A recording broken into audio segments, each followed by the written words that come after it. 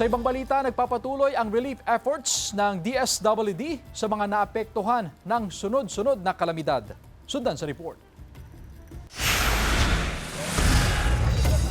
Namahagi ang Department of Social Welfare and Development ng Family Food Pack sa 18,000 households sa Mangaldan, Pangasinan ngayong araw. Isinasagawa ang relief efforts katuwang ang lokal na pamahalaan upang matiyak na mabilis na makarating ang tulong sa mga benepisyaryo. Nasa ilalim ng state of calamity ang Mangaldan.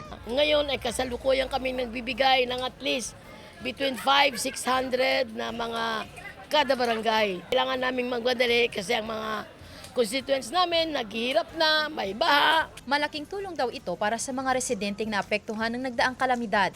Lubog yung palayan namin. Gulay, saging, nagtumbahan. Binibiro ako doon kung kaya ko. Kung dadagdagan nyo, kakayanin ko. Malaking tulong po ito sa aming kabubuhay.